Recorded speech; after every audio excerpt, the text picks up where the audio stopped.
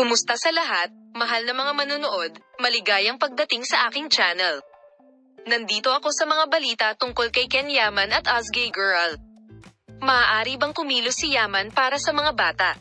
Makikialam sa Senado ng mga bata. Si Ken Yaman, isa sa mga sikat na aktor ng Turkey, ay gagawa ng mahalagang talumpati tungkol sa Ken Yaman Children's Association sa Senado ngayon. Kilala sa kanyang determinasyon na makamit ang kanyang mga layunin, nakakakuha ng pansin si Ken Yaman hindi lamang sa kanyang karera kundi pati na rin sa kanyang kahangahangang paninindigan sa mga responsibilidad sa lipunan.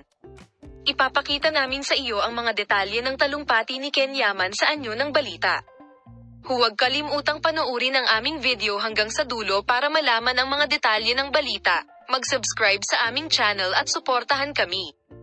Ang Ken Yaman Association for Children, sa pangunguna ni Ken Yaman, ay nagbigay ng pag-asa sa mga kabataan sa lipunan sa pamamagitan ng paglagda sa mahahalagang proyektong nakatuon sa edukasyon, kalusugan at kaligayahan ng mga bata.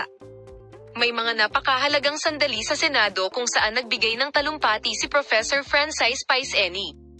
Ang pangalawa ay nagpasalamat kay Ken Yaman sa paglikha ng mahusay na kamalayan.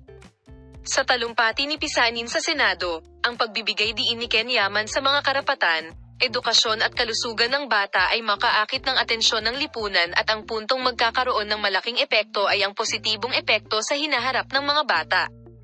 Ang talumpati ni Ken Yaman ay hindi lamang isang aktor kundi isa ring individual na kumikilos ng may kamalayan sa lipunan at sinusubukang ay parinig ang kanyang boses sa mundo. Nagpapasalamat kami kay Ken Yaman para sa pag-uugaling ito. Maaari bang pahalagahan ng lahat si Yaman sa pag-ako nitong tunay na responsibilidad sa gayong emosyonal na paraan? Salamat sa lahat sa panonood ng aking video.